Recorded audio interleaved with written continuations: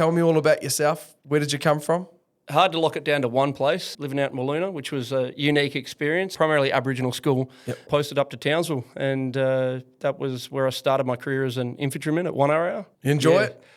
I did. And the biggest thing about joining the Army, the main part that everyone loves, and they'll all tell you. That's never a true word spoken, mate. That's absolutely the truth. So we get deployed to Baghdad, which we're pretty stoked about. Wow. That was the time I thought, this is unbelievable. It looks like the movies. Seeing any skirmishes. And they just bombed that area, and then the embassy that was just down the road as well, within minutes of this happening. But a small piece of shrapnel did go through her neck. Crazy to think that none of that made the news or anything. And a lot of what I took away from guys that I worked with there. After you left the Army? Snake rescue and relocation training is no one has ever died when the correct first aid has been applied in Australia from a snake bite. So, welcome back to the Gold Room. We've got a bloody awesome episode in store for you today. We've got Scott Clarke here from Snake RnR. Scott, thanks very much for coming in and taking the time to speak with us, mate. No worries, mate. Thanks for having us. Excited to see how it goes. Yeah, mate. Well, look, the reason we've got you in is because, obviously, for a co-host, I probably won't be able to do the next episode. I'm really going to try, but when we have Ty come in, who's actually one of your employees, and we get some snakes and throw them around a studio here, I've got a horrible fear of snakes. I can't even watch them on TV, or if I see them on the internet, I freak out. It's a massive fear of mine.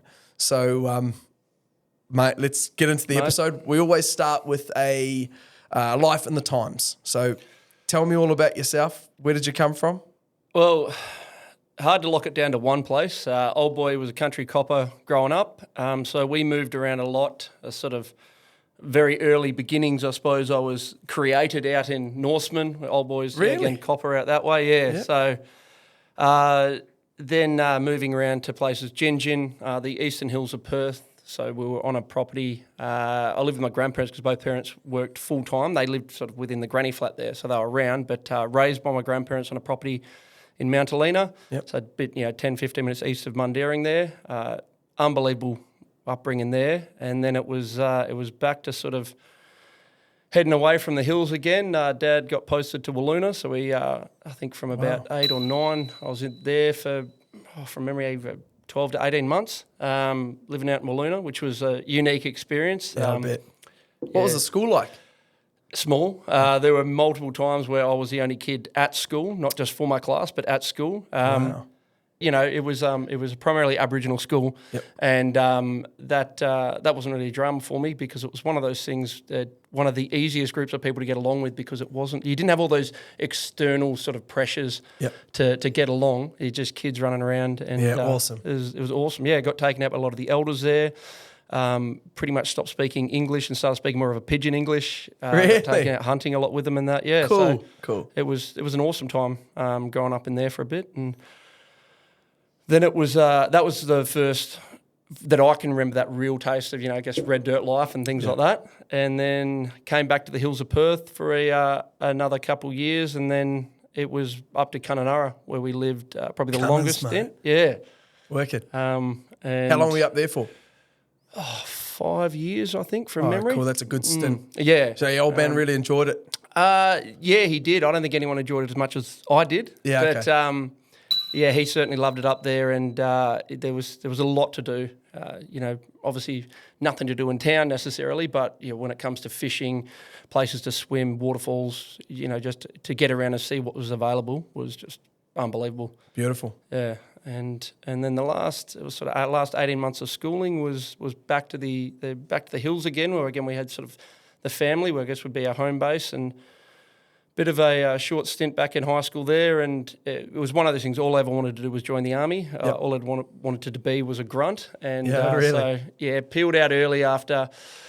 Although not doing terribly in school, I was not putting in any effort in the sort of the TE classes and stuff like that. How old were you when you left school, you reckon?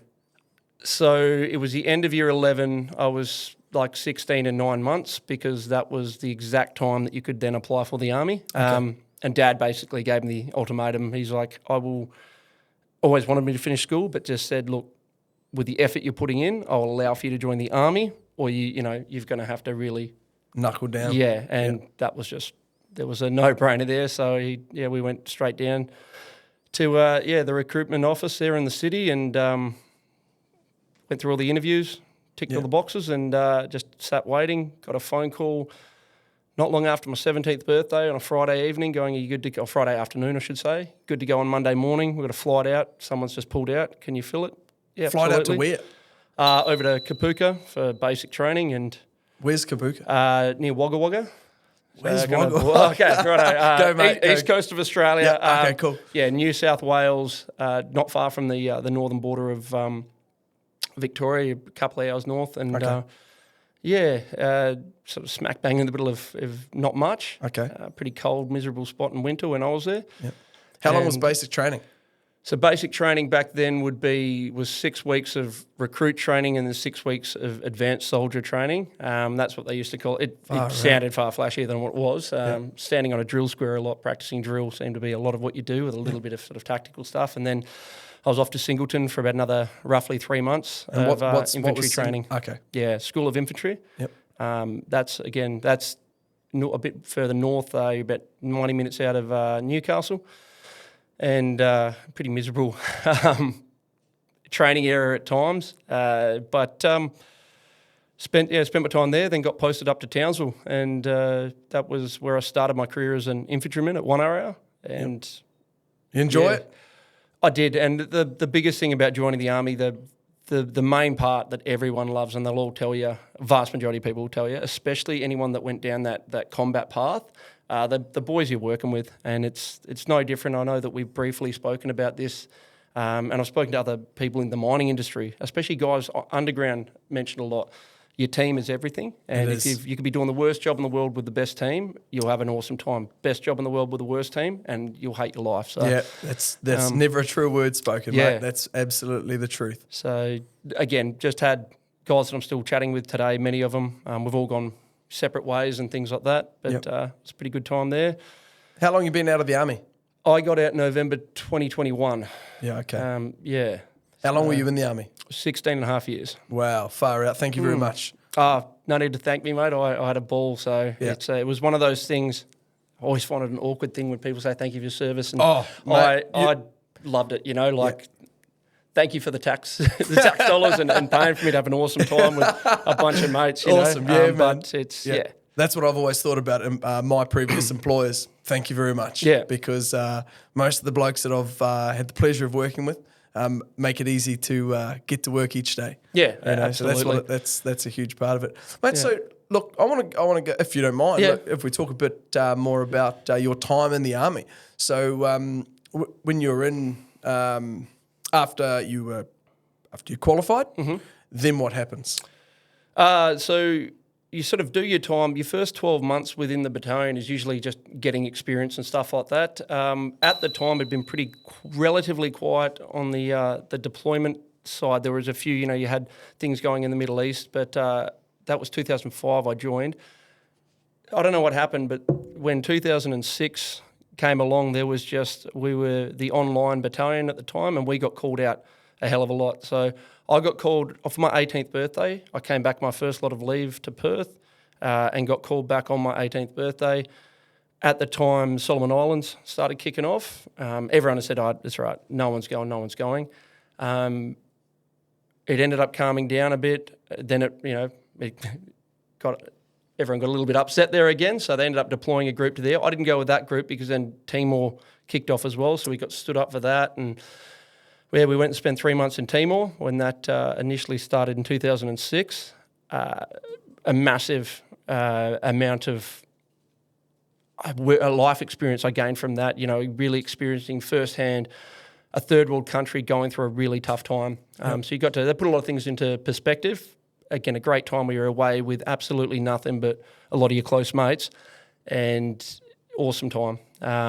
Really good. Scary? I was very lucky. No, at no stage did I ever feel like where there was anything. I mean, you've got your mates with you. You've got, especially for someone like Timor, Australian government, in my opinion, did a good job putting our assets on the ground. So we felt prepared. Yeah. But yeah, no, it was a great time there, rewarding. I was really happy with what we did there. When we got back, there was still a couple of times we got stood up for various other countries. Things like when Fiji had the coup, they had Frank Bainiarama. Yeah, That's right. right. Yeah. So that again back That was a coup. He headed up the army, wasn't he? Yeah. And he overthrew Parliament. Yes, yeah. So kind of stood up, but we didn't do too much in the way of that, and that somewhat resolved itself. I'd imagine more from the political side rather than anything else.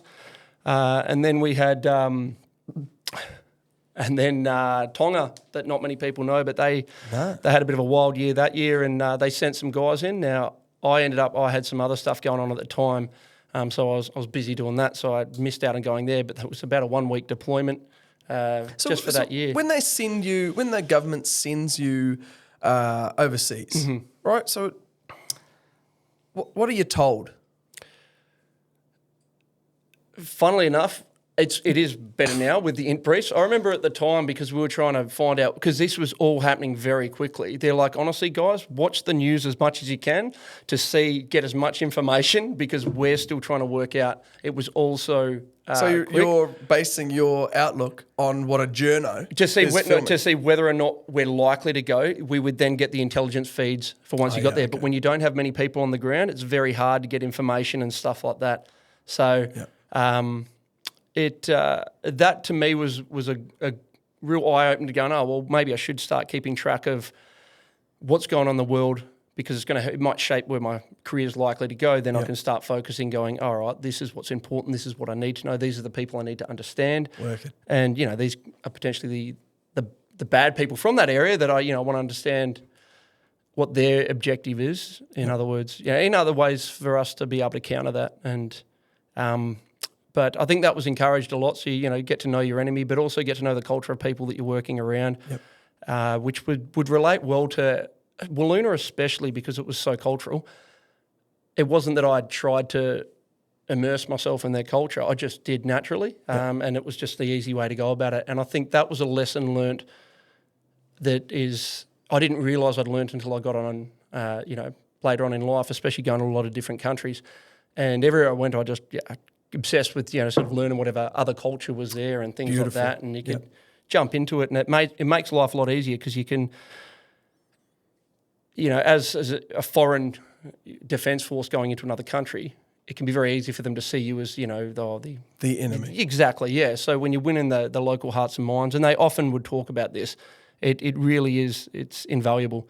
Not everyone's going to like you, but there's plenty of people that will and will want to help you out, and it's just more enjoyable when you can sit there and chat to people. You know that they're not hating that you're there. It was awesome. So and that's, I think, Timor and a lot of those other sort of Southeast Asian countries.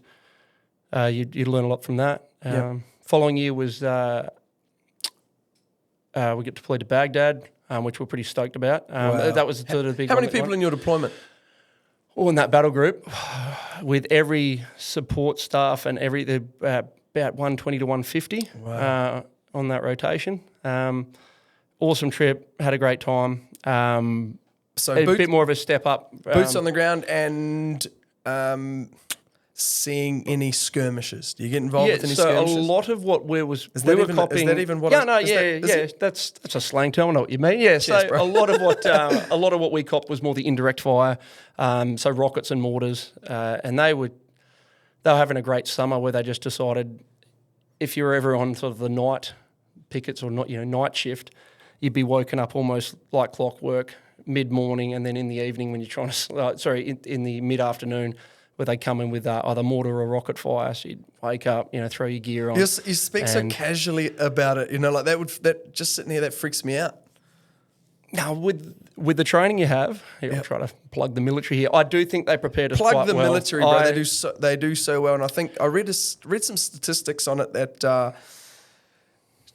less and less people are wanting to join the armed forces, and I see more and more on TV or look, I don't really watch too much TV, but the Australian Defence Force are saying, "Come and join the Navy, come and join the Army." I'm obviously, it's not for me. Yeah. But I think, look, without it, And- we're defenseless. Oh, But we also rely on other countries, right? 100%. So we need to be able to support them. Yep. If we expect them to support us, right? Yeah, exactly right. Look, and I think when I say, the military, this is individuals that I'm giving props to. So these are people, not necessarily just the organisation. It's the individuals that I had and the leadership that I've had around me. And this could be at the non-commissioned officer level as well. Some of those leaders and the senior soldiers around me, I reckon they gave you the confidence that when you're in a hairier situation, for example, or somewhere where your life is threatened, you just drew confidence off those guys and you relied on each other. They might have been feeling just as nervous as anyone else, but they didn't show it. And emotional control was a big thing. And when someone's got emotional control, everyone's just naturally more comfortable. Yep. So I'd put any sort of threatening environment that I've experienced, I put the guys around me made me feel more confident. And it speaks volumes. I don't think it was more the adrenaline, the excitement, that side if something, would kick off. Yep. It wasn't necessarily sitting there experiencing all the negative things. Sometimes, the aftermath where you might see that someone had been, and we were lucky enough to come away with no one suffering any injuries. Awesome. But there were people that were posted within our area, the Americans, and there was one, a nurse, Captain Ortiz. She was killed. Now, it's not that we spoke with her, had much to do with her. I'd seen her in the mess, essentially. And she was just walking along. It was one of the biggest mortar barrages at the time where we were in the green zone in the history of the Iraq War. They put 42 rounds down, which is essentially on top of the Australian embassy that were there protecting, and the 28 Cash, which was the main casualty hospital at the time of the Middle East. And they just bombed that area and then the embassy that was just down the road as well. And they just lit up that area. She was walking back from, I believe, getting a coffee or something, just getting some form of snack, was walking back to the area and she just got caught out. So I was up in our sentry box at the time, so you could see, the ground lit up, the building in front of me, a big skyscraper, did get hit with a mortar. Admittedly, I feel guilty for saying it. At the time, I thought, this is unbelievable. It looks like the movies. You had that adrenaline rush. And then, finding out afterwards, she got put on a gator. She got rushed to a surgical bed within minutes of this happening. But a small piece of shrapnel did go through her neck, which they saw. It didn't look too bad, but it went in and actually just severed her aorta. So she bled out on a hospital table. And one of the worst parts was her role was actually there to look after the enemy combatants that had been taken in. So she was a nurse looking after the very people that had put the mortars down, she was in her 50s, just seemed an injustice going that you're there serving people medically, you're not there as to do the combat role. It almost seems unfair that you were the one that copped a bit of shrapnel. I think anyone dying in war is a great loss. And the amount of civilian casualties from... You hear a lot about when the Westerners do something, it was huge. They did hit this building and there was civilian casualties. I understand it's bad and all that, but that one alone, far more Iraqis were killed than anyone else. They hit a bus, a direct round hit with a mortar round to a bus, and I think there was at least 4 people alone killed there. And it was just impressive. Maybe not impressive. Sorry, it was just crazy to think that none of that made the news or anything, and smallest little things that had happened over there would come back and they go, oh, we heard about this, and I was like, oh, yeah. But anyway, that's my time over there was. How many deployments did you have in Iraq? It was just the one. Yeah. How long for? And then that was a bit over 6 months. Yeah, 6.5 months, I think. Yeah, it was March through end of September, if I remember correctly. Yep. There for the summer, very hot nights. Was it? No aircon? Aircon inside our rooms we do, okay. But when you're out in the, working in the sentry boxes and stuff, no. Yeah. Or if you're in the back of the ASLAVs and stuff like that, wearing all your gear, sometimes you get a bit warm, but... all part of it. Exactly, and it's just you got the boys there laughing about it, so we're not worried too much about how hot it is. You're just sitting there. And what about making your way up the ranks? Yes, different areas of the army. No, I did worked my way through the ranks and got promoted to sergeant. Did a stint over at Defence Force Recruiting, so I did some of that stuff after those deployments. Did 3 years there. So normally, once you've been a section commander, you'll then go out to either a training establishment or somewhere like Defence Force Recruiting, like I did. So presentations to schools and career expos about joining, or then I used to do the initial interviews for people, which it wasn't too bad. You could share a bit of your time, and encourage people to go down a path they wanted to do, which I suppose was rewarding, but it definitely made you miss what you actually signed up for. So I think, went back to Brisbane. This is around 2013. So I got married to my wife in September 2013. I got married. I did, and I was going to fuck that up. Got married in 2013, and then about 2-3 months later, I left and went, posted over east and left her here for a bit. And that's when I was pushing hard and did selection. I enjoyed selection so much that I did it twice. Selection for the SAS. Wow. So didn't make it the first time. I finished selection, so put my body through hell, and they recommended me to come back straight away, or come back for the next one. But it was a shorter stint between. Normally you'd have 12 months. That one was 9 months. So I think I lost 22 kilos on my first selection. So how does the Australian SAS stack up against like the American Marines or the Rangers, the or tier 1 units especially? So you got to be careful here, because everyone gets very passionate about the units, but the Americans kind of rank their and international, especially the coalition forces and things, their tier 1 units about what they can provide, and they rank the regiment up very high. Now I'll be honest. Yeah, go. That's all we want. My time in that unit, I was the worst person in the best unit, so I don't claim to be anything. I did nothing amazing there. Awesome. I tried my best while I was there. I love it, mate. But I say it proudly, I was the worst soldier of the best guys, and a lot of what I took away from guys that I worked with there, I wish that I was learning. It was obviously going into my brain. It's a very slow working brain. But it started coming out afterwards, where you go, wow, I took away so much more later on in life. And even today, I'm still going, wow, that point there, or the way that person did, the place of ultimate professionals. I had just absolutely blessed to work with, in my opinion, professionals that I'll probably never get to work with again. Yep. But many people won't see how good these guys are because of where they're working, and many of them go off into different roles. What they've done. Yeah. Yep. So I, by no means, did anything remotely impressive while I was there in comparison to the guys that were there.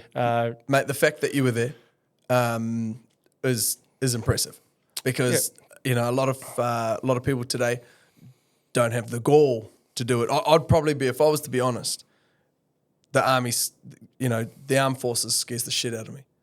Going away to someone else's country to fight someone else's war. That's political. I always said no politics, no religion, and no bad quarterly reports. I keep saying that, but I just it dominates our lives now, doesn't it? It does. Unfortunately, yeah. No, I get what your point is there, but at the same time, I don't even think a lot of the time when you're in, no one's thinking. You might want to understand, what's going on politically and stuff like that. But when you're working, you've got a job to do. It's your small job, team, right? Yeah, I get it. It's like this is. We're doing this, and you're working with that group of guys, and you want to do the best for those guys, especially in that environment. They're highly competitive, highly skilled people. Yep. And I'm going, well, I better be on my A game just to try and keep up with these guys. So, as I said, I didn't do anything that was remotely impressive while I was there.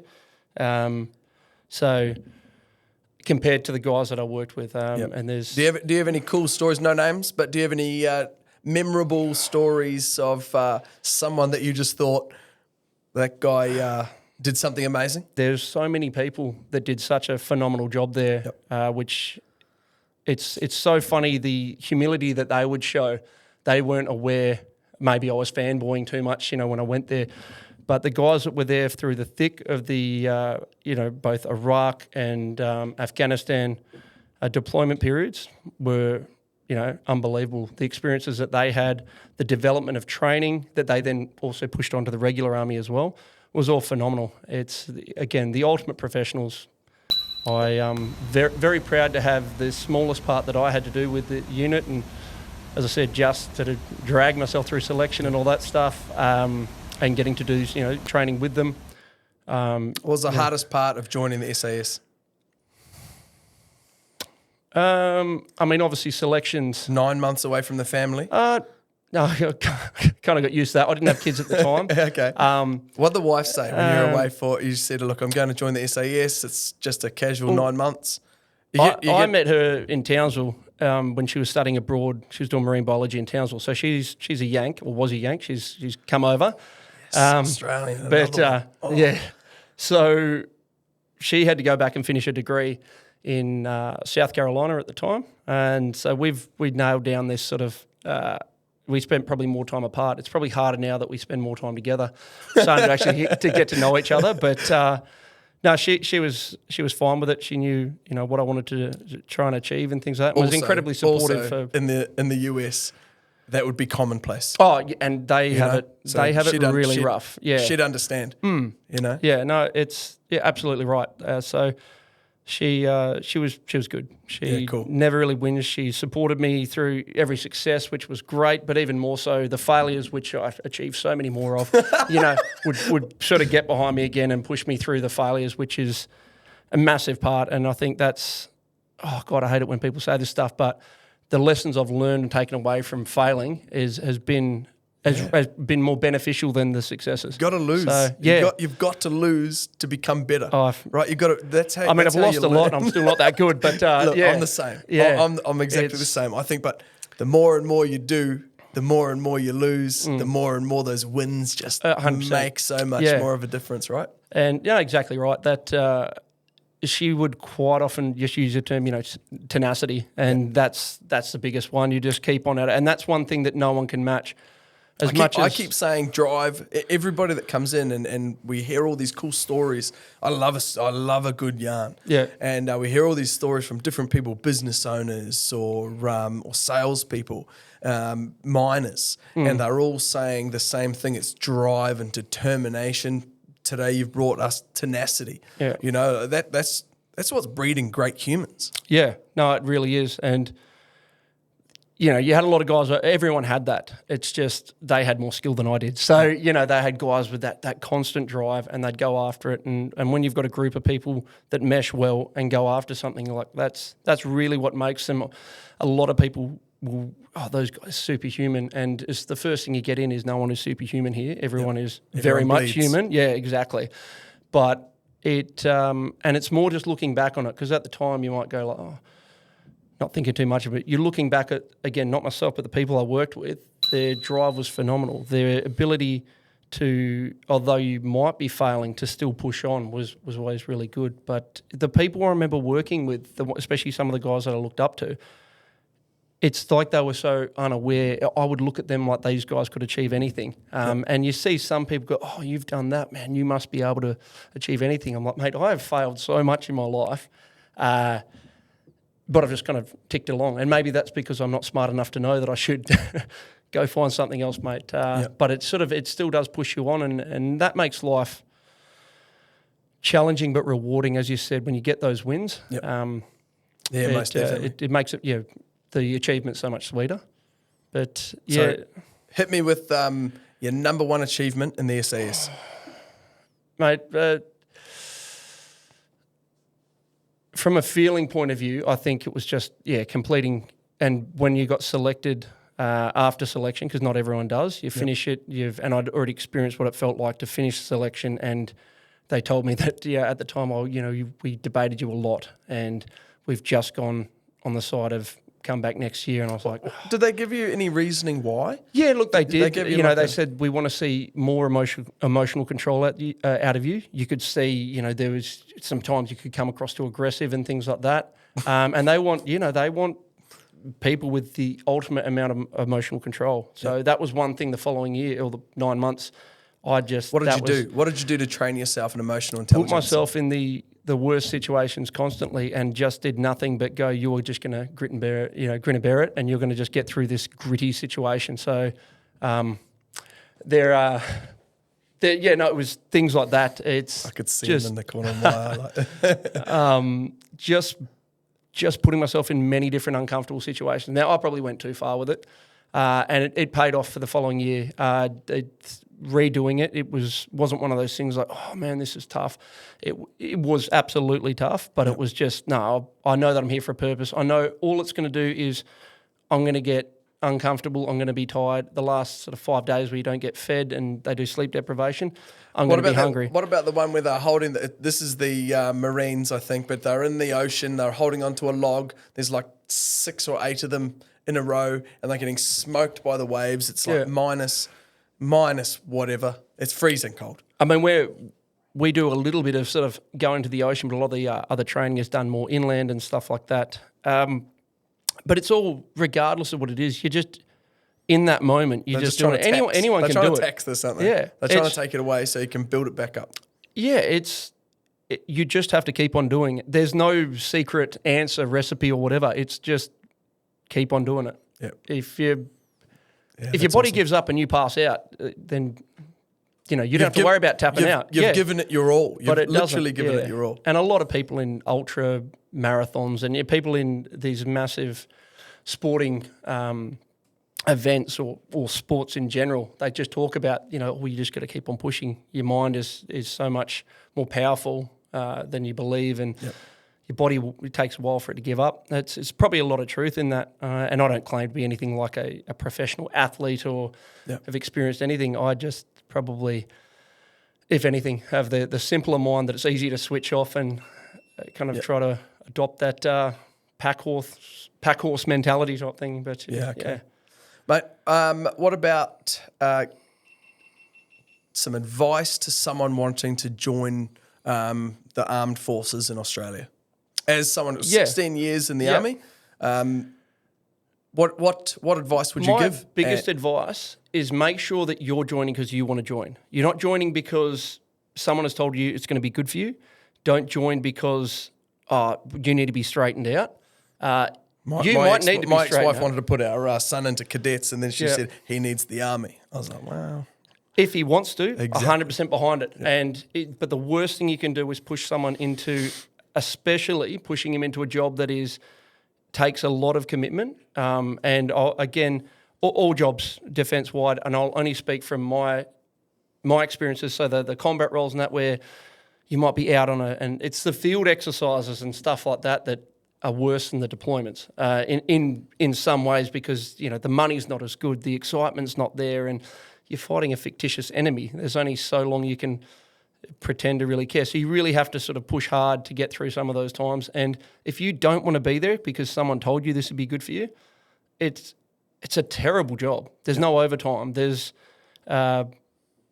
there's so many things wrong with it. Also, you're there to protect your mates first, and then your country second, right? And that's the best way to look at it. But if it is something, don't romanticize the military or think, I want to join infantry because that's going to be nothing but blowing stuff up and shooting guns and rocket launchers. It's like 3 to maybe 5% of that exciting part. The rest is lying in the dirt, being wet, cold, or really hot. Yeah, I don't know if you're selling it, but it's one of those things. So if you really love the idea of that job, though, that 2 to 3% that's exciting, it makes up for it because you're like, this is great, awesome. But again, it's the boys around you as well, the team around you. Yep.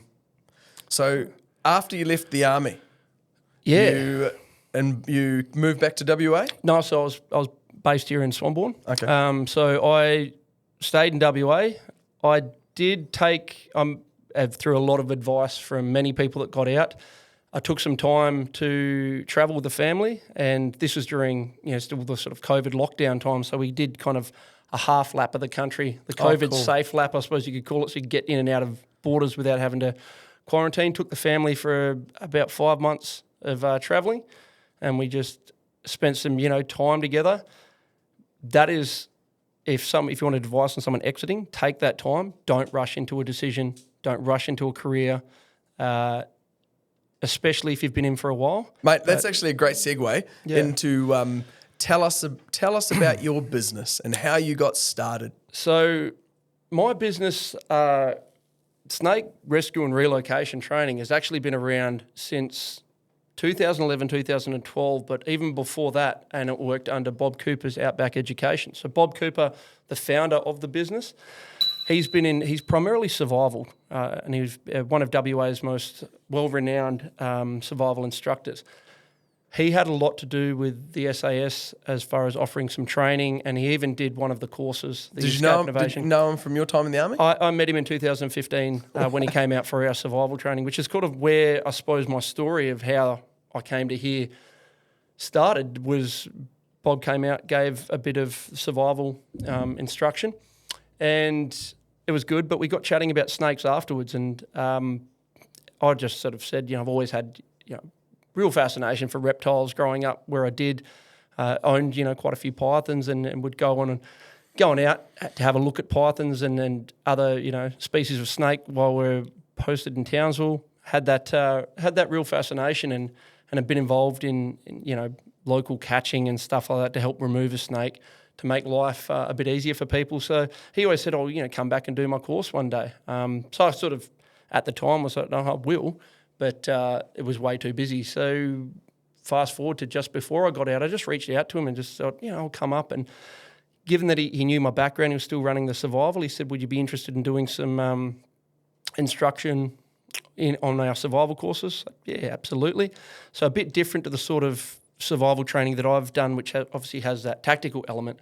But a lot of the principles are very much the same. And so working under Bob Cooper for a bit there was great, and instantly he knew that I had that real fascination with the reptiles and the snakes, and especially our Australian lapids, so our venomous snakes. He said, mate, well, let's get you down this path, and really just, I suppose, mentored me, and I think that was a massive, massive help for when I separated from defence. I didn't rush to I was doing some stuff with him just before I got out, just volunteer stuff, spending time with him.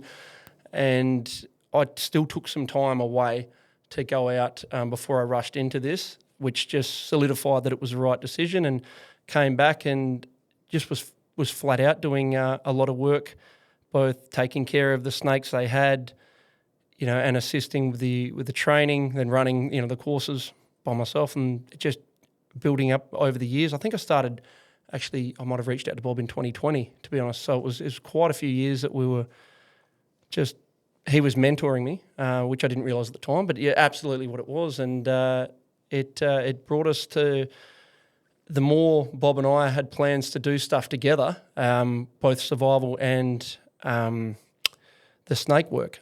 It unfortunately, it married up perfectly with his illness that was responsible for his decline. So Bob he's still around. He is still around. I'm catching up with him later this week, so I still go around and we share a couple beers. It's always Corona. It's pretty much the only beer. He loves his Corona. Yeah, from his time in Texas, he reckons he was converted there when he was over there running some survival training for the rangers that they has, as in their rangers, not military rangers, but the Texas rangers that go out and do a lot of work in that arid area.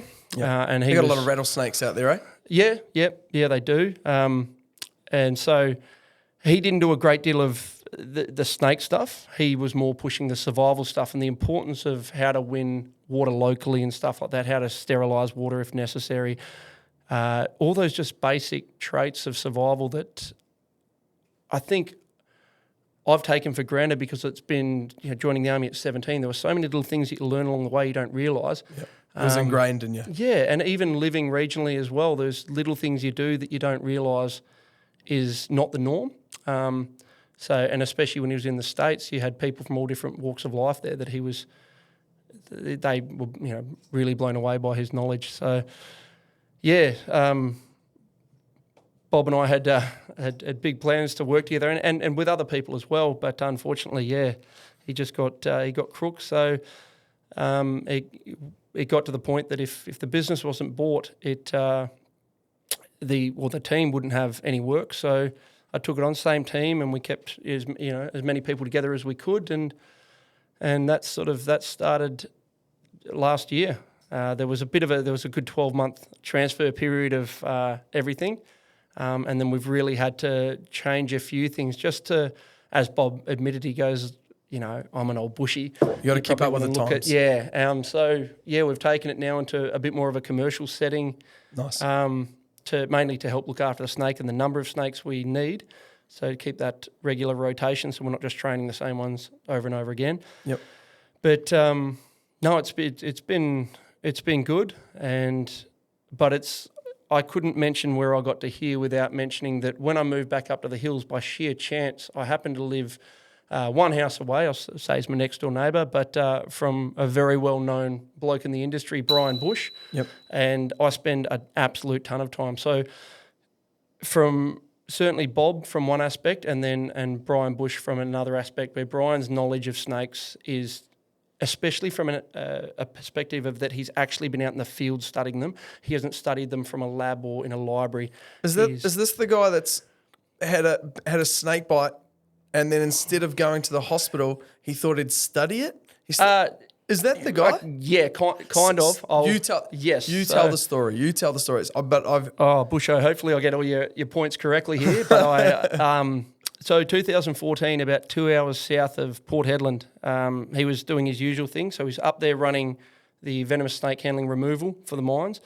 And he was out, as he always did, just herping, looking for reptile snakes, and he'd do some photography, all this sort of stuff. And he'd found a 1.6 metre female mulga snake, or king brown, and just during the process of trying to get the right photo of her, repositioning her, had his the trigger finger of his camera was on there, and she just got onto his forefinger. Now mulgas tend to bite and chew. They're not one to just tag and release. They bite and shoot a very high amount of volume. So one of the highest venom yields of any venomous snake in the world. So pumping it right in. So he carefully pried the snake off his finger without overreacting, careful not to milk the glands anymore when he did it, released her, and then calmly moved back to his camp where he applied the pressure mobilisation technique, sat down. One mistake that he did forget, that he admits, and he's written a paper about it, so to educate people on it, he forgot to remove his wedding ring, which was gold, and so the swelling is massive, especially from mulga bites, and so his finger was swelling right up, and he describes his finger like a sausage. Was trying to cut that off, but still calmly sat down in his camp chair and just started taking notes about what was happening. Now, he knew if he got in his vehicle and tried to evac himself out of there, the chances of him passing out were very high. So then being involved in a motor vehicle accident would increase his chance of dying astronomically. And no one has died from a mulga bite since 1969, which is one of the first things he wrote in his notepad. Has not been a death recorded since then. And so he was going to wait it out and was able to slow the venom rate down enough that his body was able to process it out to a safe level. We're going to put this probably under a survival situation. You always obviously are going to go and seek medical attention. But he made the right call. He was very worried about the snakes he had in his vehicle, about them overheating. But they survived, which he was very relieved. It was a pretty rough 24-hour period of time. He was able to shake it off. And then after shake off a venomous snake bite. Yep, yeah, and a decent envenomation. So what he started doing was then taking photo of his finger. The first photo was taken at 7 hours. The last photo was taken at 113 days. And there's about, I'd say, 24 photos that he took. So he then continued on with his training, though, afterwards. Once he felt well enough, he shot up to the next mine site. Yep. And then carried on. Carried on without... Did he tell anyone? His finger was looking really rough. So he told everyone that he dropped a rock on his finger, made fun of himself. Silly old duffer, drop a rock on my finger, didn't I? And, it was a mulga snake envenomation. Now, and again, credit to him, in that paper that he wrote, he does actually show regret. And he said, I'm really sorry because I actually believe that, this isn't what you should have done. And I'm an educator in this industry. But he was in survival mode. Well, it was more just that he didn't seek the medical care afterwards. He just had that old school, that true blue Aussie just, she'll be right, kick mate. On, and he did. And it got to the point where I think he returned home and his wife, Judy, who's a lovely woman as well, she's married to an absolute wild man. And she was sort of like, what's going on with your finger? And, you know, it was by that stage, it was too late it'd been a couple of weeks, too late for them to do anything. There was no anti-venom, wasn't going to do anything to help reverse those effects of necrosis that it was creeping in. So they pretty much had said, mate, well, monitor it, you know, make sure that it doesn't get infected and things, but you may as well keep on taking those photos and you can use it. So he did. He sort of lost the tip of his forefinger there, but it just went black, dropped off, or what happened? You can sort of see it went black, and a lot of skin, you know, came away, and he's got most of his forefinger. It's not he hasn't lost it. It's just the tip almost looks like it's been dipped in acid and melted away a bit. But as he's very proud of it. You know, it's a battle wound. Yeah, I guess so. And there's a lot that we can learn from that as well. But it wasn't all. I only try to give the context of that story because, you know, people love, oh, no, he just decided to, I'll be right, I'll be all good to go. He made a conscious decision not to get in that car, which was the right one. And if he panicked and he jumped in that car, he probably wouldn't be with us today. Yeah. So, yeah, it wasn't just, it was a calculated. What would you have done? I would have done what he did. Now, I'd love to say. I would have done? What? I would have probably just cried. I was just say, I thought you might have said, I wouldn't have been out there with a snake in the first place, which is the best. Well, 100%. You're not going to get bitten by a snake if that's what There's no snakes around. So, yeah. No, it's, look, the one thing I'd love to say, because I emphasise these points on our course when I cover off first aid, is that having the things in place beforehand, that whole prior preparation, have a sat phone with you, you've got spot trackers nowadays, and even modern, I think iPhone 15 and newer, you can send messages and you can get the emergency beacon out via satellite. So it's not just relying on cell towers. Even with those modern advancements in technology, have that stuff with you. Above all else, though, if we're not talking technology, have those snakebite bandages. No one has ever died when the correct first aid has been applied in Australia from a snake bite. So it's really important that you've got at least snakebite bandages with you. Yep. Anytime you're in the bush, anytime there's a risk of you being bitten by a snake. And I like to emphasise that's on the person too. That's not just in the vehicle. So if you've gone and you're walking kilometres away from your vehicle and you get bitten out there and you don't have the bandages, yes, you can improvise, but nothing is going to be as effective as just having those compression bandages. Yep. Yeah, okay. Yeah. Far out. Once again, thank you very much for coming in, co-hosting, but mainly, mate, thank you very much for your time, your service to this great country of ours. I'm really happy for it, eh? No, mate, thank you. And again, thanks for having us. Not a problem. It's been awesome. We'll have a couple of, well, I won't. I'm doing dry, as I said, I'm doing dry January and dry February. But we'll break for some lunch and you can get in some beers. No worries, mate. We'll do. Cheers. Cheers. Once again, everybody, thanks very much for tuning in. Scott is a bloody legend. I'm sure you guys are going to get in behind this episode. Give it all the like, the love, the support that you can. Share it around, but definitely stay tuned for next week's episode where we get Ty to come in. You're probably going to see me crying. I might shit my pants. Definitely will piss my pants.